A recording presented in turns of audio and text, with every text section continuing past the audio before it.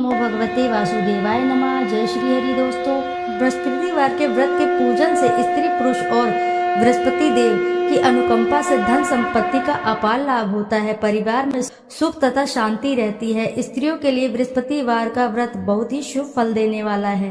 बृहस्पतिवार की पूजा के पश्चात कथा सुनने का विशेष महत्व है। बृहस्पतिवार के व्रत करने और कथा सुनने से विद्या का बहुत लाभ होता है।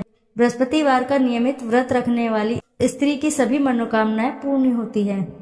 तो आइए श्रवण करते हैं जेठ मास में गुरुवार की पावन व्रत कथा। प्राचीन समय की बात है। एक बड़ा प्रतापी तथा दानी राजा था। वह प्रत्येक गुरुवार को व्रत रखता था एवं पूजा करता था। यह उसकी रानी को अच्छा ना लगता था। ना वह व्रत करती और ना ही किसी को एक पैसा में दान में देती थी। राजा को भी वह ऐसा करने से मना किया करती थी। एक समय की बात है कि राजा शिकार खेलने वन को चले गए। घर पर रानी और दासी थी। उस समय गुरु बृहस्पति साधु का रूप धारण करके राजा के दरवाजे पर भिक्षा मांगने आए। साधु ने रानी से भिक्षा मांगी तो वह कहने लगी, हे साधु महाराज, मैं इस दान को और पुण्य से तंग आ गई हूँ। कोई ऐसा आप उपाय बताएं जिससे यह सारा धन नष्ट हो जाए तथा मैं आराम से रह सकूं। साधु रूपी बृहस्पति देव ने कहा, हे देवी, तुम बड़ी विचित्र हो। संतान और धन से भी कोई दुखी होता है। अगर तुम्हारे पास धन अधिक है तो इसे शुभ कार्य में लगाओ जिससे तुम्हारे दोनों लोग सुधरें।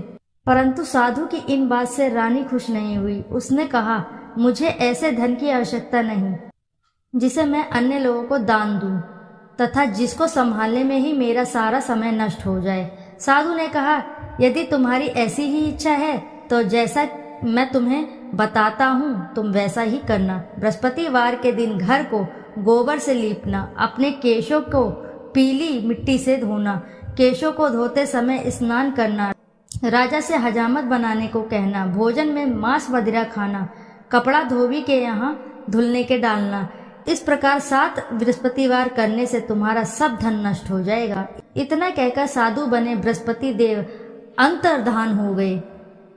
साधु के कहे अनुसार करते हुए रानी को केवल 3 बृहस्पतिवार दिन ही बीते थे कि उसकी समस्त धन संपत्ति नष्ट हो गई। भोजन के लिए परिवार तरसने लगा।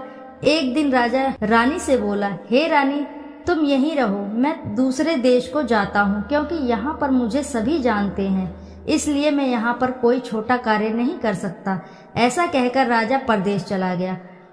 वहाँ वह जंगल से लकड़ी काट कर लाता, शहर में बेचता। इस तरह वह अपना जीवन व्यतीत करने लगा। इधर राजा के बिना रानी और दासी दुखी रहने लगी। एक समय जब रानी और दासियों को 7 दिन बिना भोजन के रहना पड़ा तो रानी ने अपनी दासी से कहा, हे दासी, पास ही के नगर में मेरी बहन रहती है, वह बड़ी धनवान है, तो उसके पास जा और कुछ ले आ ताकि थोड़ा बहुत गुजर बसर हो जाए। दासी रानी की बहन के पास गई। उस दिन बृहस्पतिवार था। रानी की बहन उस समय बृहस्पतिवार की कथा सुन रही थी। दासी ने रानी की बहन को अपनी रानी का संदेश दिया, लेकिन रानी की बहन ने कोई उत्तर नहीं दिया। जब दासी को रानी की बहन से कोई उत्तर नहीं मिला तो वह बहुत ही दुखी हुई। उसे क्रोध भी आया। दासी ने वापस आकर रानी को सारी बात बता दी। सुनकर रानी ने अपने भाग्य को कोसा। उधर रानी की बहन ने सोचा कि मेरी बहन की दासी आई थी परंतु मैं उससे नहीं बोली, इससे वह बहुत ही दुखी हुई होगी। कथा सुनकर और पूजन समाप्त कर वह अपनी बहन के घर गई और कहने लगी, हे बहन, मैं बृहस्पतिवार का व्रत कर रही थी। तुम्हारी दासी गई, परंतु जब तक कथा होती है तब तक न उठते हैं न बोलते हैं, इसलिए मैंने नहीं बोला। कहो दासी क्यों आई थी? रानी बोली, हमारे घर में अनाज नहीं था। ऐसा कहते रानी की आंखें भर आई। उसने दासियों के समेत भूखा रहने की भी बात अपनी बहन को बता दी। रानी की बहन बोली, बहन देखो, बृहस्पति देव भगवान सबकी मनोकामना पूर्ण करते हैं। देखो, शायद तुम्हारे घर में अनाज रखा हो। यह सुनकर दासी घर के अंदर गई तो वहां उसे एक घड़ा अनाज भरा मिला। उसे बड़ी हैरानी हुई क्योंकि उसने एक एक बर्तन देख लिया था। उसने बाहर आकर रानी को बताया। दासी रानी से कहने लगी, हे रानी, जब हमको अन्न नहीं मिलता है तो हम व्रत ही तो करते हैं, इसलिए क्यों न इनसे व्रत और कथा की विधि पूछ ली जाए, हम भी व्रत किया करेंगे। दासी के कहने पर रानी ने अपनी बहन से बृहस्पतिवार के व्रत के बारे में पूछा। उसकी बहन ने बताया, बृहस्पतिवार के व्रत में चने की दाल और मुनक्का से विष्णु भगवान को केले की जड़ में पूजन करें तथा दीपक जलावें, पीला भोजन करें तथा कथा सुने। इससे गुरु भगवान बृहस्पति प्रसन्न होते हैं, मनोकामना पूर्ण करते हैं। व्रत और पूजन की विधि बताकर रानी की बहन अपने घर लौट गई। रानी और दासी दोनों ने निश्चय किया कि बृहस्पति देव भगवान का पूजन जरूर करेंगे। 7 रोज बाद जब बृहस्पतिवार आया तो उन्होंने व्रत रखा। गुड़साल में जाकर चना और गुड़ बीन लाई तथा उसकी दाल से केले की जड़ तथा विष्णु भगवान का पूजन किया। अब पीला भोजन कहाँ से है?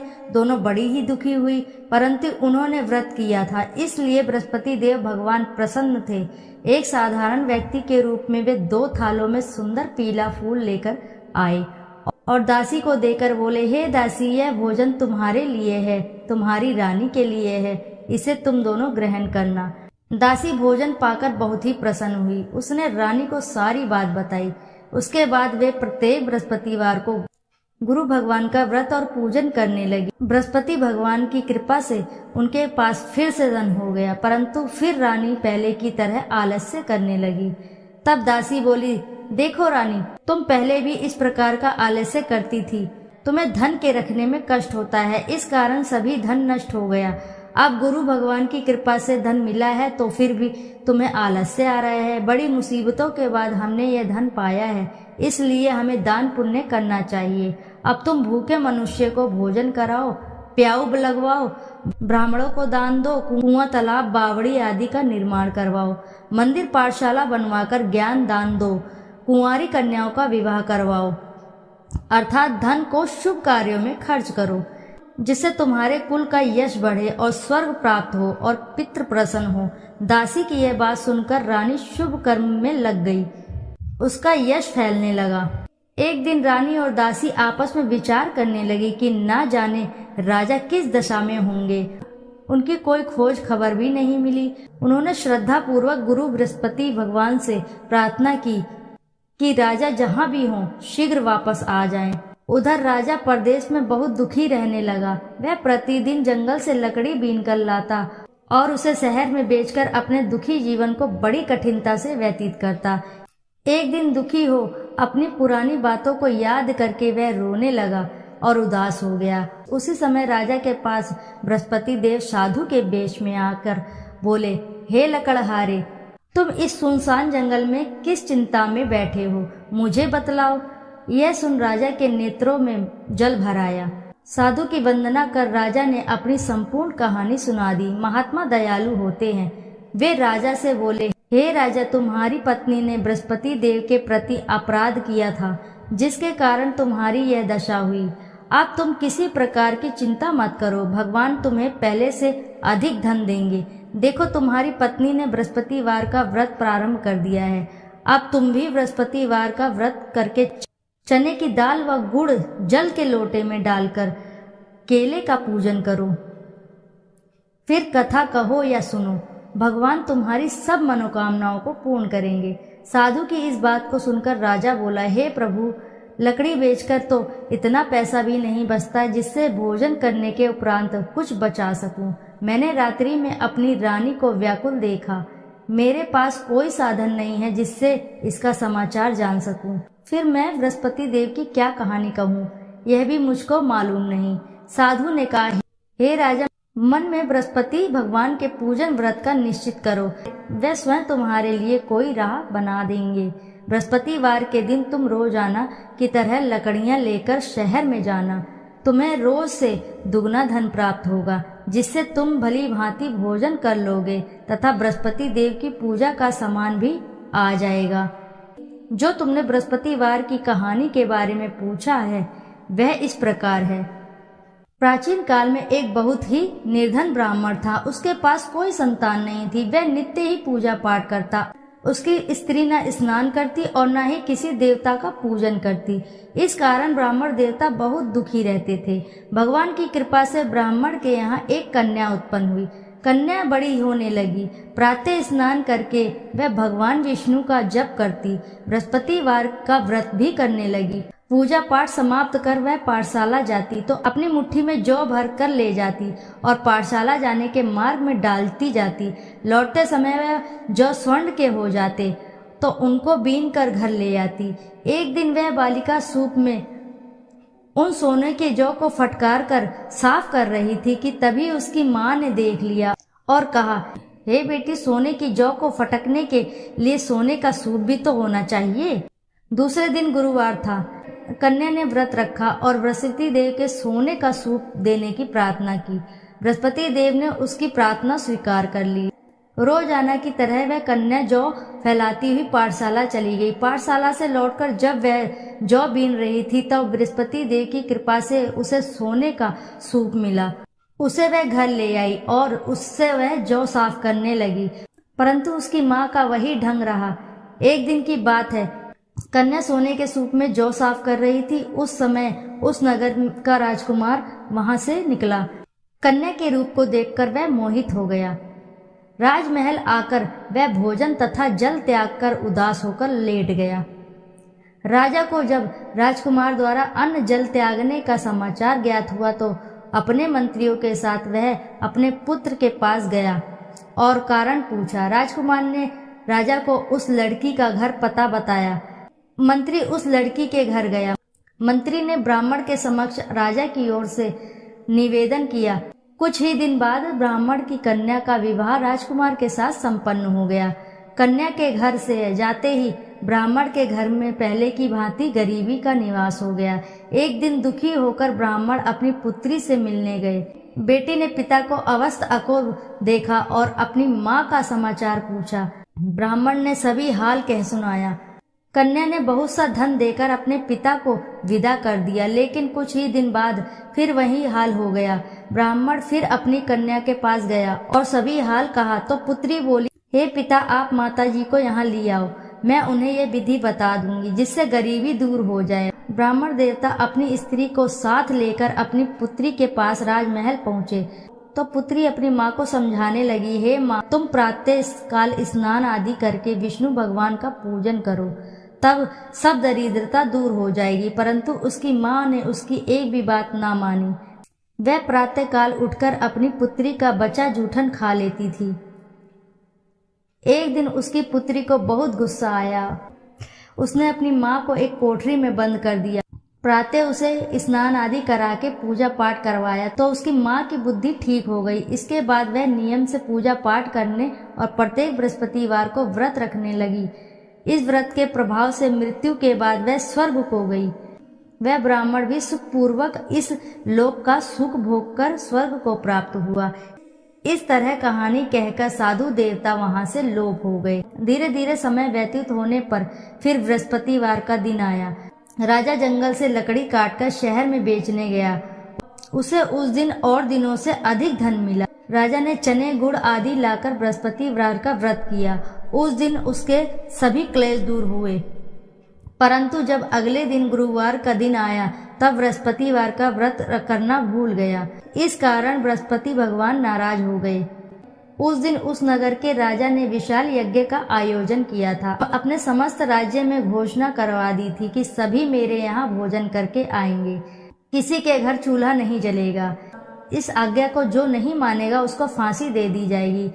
राजा के अनुसार राज्य के सभी वासी भोज में सम्मिलित हुए, लेकिन लकड़हारा कुछ देर में पहुंचा, इसीलिए राजा उसको अपने साथ महल में ले गए।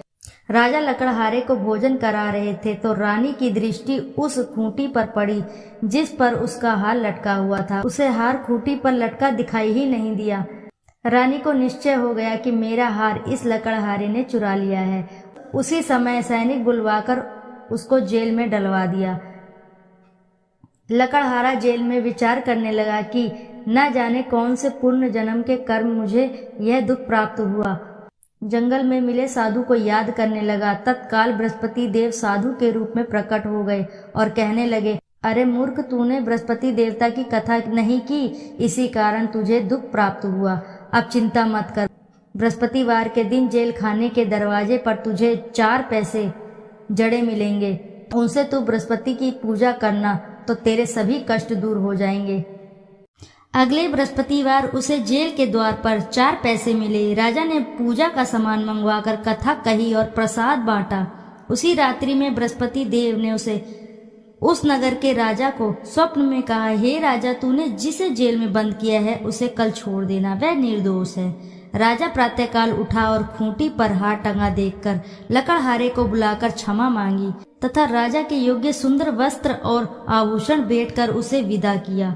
गुरुदेव की आज्ञा अनुसार राजा अपने नगर को चल दिया। राजा जब नगर के निकट पहुंचा तब उसे बड़ा ही आश्चर्य हुआ। नगर में पहले से अधिक बाग, तालाब और कुएं तथा बहुत सी धर्मशालाएं, मंदिर आदि बने हुए थे। राजा ने पूछा कि यह किसका बाग और धर्मशाला है? तब नगर के सब लोग कहने लगे कि ये सब रानी और दासी द्वारा बनवाए गए हैं। राजा को आश्चर्य हुआ और गुस्सा भी आया कि उसकी अनुपस्थिति में रानी के पास धन कहाँ से आया होगा। जब रानी ने यह खबर सुनी कि राजा आ रहे हैं तो उसने अपनी दासी से कहा, हे दासी, देख राजा हमको कितनी बुरी हालत में छोड़ गए थे। वह हमारी ऐसी हालत देखकर न लौट जाएं, इसलिए तू दरवाजे पर खड़ी हो जा। रानी की आज्ञा अनुसार दासी दरवाजे पर खड़ी हो गई और जब राजा आए तो उन्हें अपने साथ महल में ले गई। तब राजा ने क्रोध करके अपनी तलवार निकाली और पूछने लगा, बताओ यह धन तुम्हें कैसे प्राप्त हुआ? तब रानी ने सारी कथा सुनाई। राजा ने निश्चय किया कि मैं रोजाना दिन में 3-4 बार कथा कहूँगा और सुनूंगा तथा रोज व्रत किया करूँगा। अब हर समय राजा के दुपट्टे में चने की दाल बंधी रहती थी तथा दिन में 3 बार कथा कहता। एक रोज राजा ने विचार किया कि चलो अपनी बहन के यहाँ हो आऊं। इस तरह का निश्चय कर राजा घोड़े पर सवार होकर अपनी बहन के यहाँ चल दिया। मार्ग में उसने देखा कि कुछ आदमी एक मुर्दे को ले जा रहे हैं। उन्हें रोककर राजा कहने लगा, अरे भैया, मेरी बृहस्पति की कथा सुन लो। वे बोले, लो हमारा तो आदमी मर गया, इसको अपनी कथा की पड़ी है। परंतु कुछ आदमी बोले, अच्छा कहो, हम तुम्हारी कथा भी सुन लेंगे। राजा ने दाल निकाली और कथा कहनी शुरू कर दी। जब कथा आधी हुई तो मुर्दा हिलने लगा और जब कथा समाप्त हुई तो राम राम करके वह मुर्दा खड़ा हो गया। राजा आगे बढ़ा। उसे चलते चलते शाम हो गई। आगे मार्ग में उसे एक किसान खेत में हल चलाता मिला। राजा ने उससे कथा सुनने का आग्रह किया, लेकिन वह नहीं माना। राजा आगे चल पड़ा। राजा के हटते ही बैल पछाड़ खाकर गिर गए तथा किसान के पेट में बहुत जोर से दर्द होने लगा। उसी समय किसान की पत्नी रोटी लेकर आई। उसने जब देखा तो अपने पुत्र से सब हाल पूछा। बेटे ने सभी हाल बताया। बुढ़िया दौड़ी दौड़ी उस घुड़सवार के पास गई और उससे बोली, मैं तेरी कथा सुनूंगी, तू अपनी कथा मेरे खेत पर ही चलकर कहना। राजा ने लौटकर बुढ़िया के खेत पर जाकर कथा कही, जिसके सुनते ही बैल खड़े हो गए तथा किसान के पेट का दर्द भी ठीक हो गया। राजा अपनी बहन के घर पहुंच गया। बहन ने भाई की खूब मेहमानी की। दूसरे रोज प्रातःकाल राजा जागा तो वह देखने लगा कि सब लोग भोजन कर रहे हैं। राजा ने अपनी बहन से जब पूछा, ऐसा कोई मनुष्य है जिसने भोजन नहीं किया हो, जो मेरी बृहस्पतिवार की कथा सुन ले? बहन बोली, हे भैया, यह देश ऐसा ही है। पहले यहाँ के लोग भोजन करते हैं, बाद में अन्य काम करते हैं। फिर वह एक कुम्हार के घर गई जिसका लड़का बहुत ही बीमार था। उसे मालूम हुआ कि उसके यहाँ 3 दिन से किसी ने भोजन नहीं किया है। रानी ने अपने भाई की कथा सुनने के लिए कुम्हार से कहा। वह तैयार हो गया। राजा ने जाकर बृहस्पतिवार की कथा कही, जिसको सुनकर उसका लड़का ठीक हो गया। अब तो रोज राजा की प्रशंसा होने लगी। एक दिन राजा ने अपनी बहन से कहा, हे बहन, मैं अब अपने घर जाऊंगा, तुम भी तैयार हो जाओ। राजा की बहन ने अपनी सास से अपने भाई के साथ जाने की आज्ञा मांगी। सास बोली, चली जाओ, परंतु अपने लड़के को मत ले जाना, क्योंकि तेरे भाई के कोई संतान नहीं होती। बहन ने अपने भाई से कहा कि हे भैया, मैं तो चलूंगी, परंतु कोई बालक नहीं जाएगा। अपनी बहन को भी छोड़कर दुखी मन से राजा अपने नगर को लौट आया। राजा ने अपनी रानी से सारी कथा बताई और बिना भोजन किए वह शैया पर लेट गया। रानी बोली, हे प्रभु, बृहस्पति देव ने हमें सब कुछ दिया है, वे हमें संतान भी अवश्य ही देंगे। उसी रात बृहस्पति देव ने राजा को स्वप्न में कहा, हे राजा, उठ, सभी सोच त्याग दे, तेरी रानी गर्भवती है। राजा को यह सुनकर बड़ी ही खुशी हुई। 9वें महीने रानी के गर्भ से एक सुंदर सा पुत्र पैदा हुआ। तब राजा बोला, हे रानी, स्त्री बिना भोजन के रह सकती है, परंतु तुम बिना कहे नहीं रह सकती। जब मेरी बहन आए तुम उससे कुछ मत कहना। रानी ने हाँ कर दी। जब राजा की बहन ने यह शुभ समाचार सुना तो वह बहुत खुश हुई तथा बधाई लेकर अपने भाई के यहाँ आई। रानी ने तब उसे आने का अलाना दिया। जब भाई अपने साथ ला रहे थे तब टाल गई, उनके साथ ना आई और आज अपने आप ही भागी भागी बिना बुलाए आ गई। तो राजा की बहन बोली, भाई, मैं इस प्रकार ना कहती तो तुम्हारे घर औलाद कैसे होती। बृहस्पति देव सभी मनोकामनाएं पूर्ण करते हैं। जो सद्भावना पूर्वक बृहस्पतिवार का व्रत करता है एवं कथा पढ़ता है अथवा सुनता है और दूसरों को सुनाता है, बृहस्पति देव उसकी सभी मनोकामनाएं पूर्ण करते हैं, उनकी सदैव रक्षा करते हैं। जो संसार में सद्भावना से गुरु का पूजन एवं व्रत सच्चे मन से और सच्चे हृदय से करते हैं, जैसे सच्ची भावना से रानी और राजा ने बृहस्पति देव की कथा का गुणगान किया तो उनकी सभी इच्छाएं बृहस्पति ने पूर्ण की। अनजाने में भी बृहस्पति देव की उपेक्षा ना करें, ऐसा करने से सुख शांति नष्ट हो जाती है। इसलिए सबको कथा सुनने के बाद प्रसाद लेकर जाना चाहिए। हृदय से उनका मनन करते हुए जयकारा बोलना चाहिए। इति श्री बृहस्पतिवार व्रत कथा। बोलो जय श्री हरि।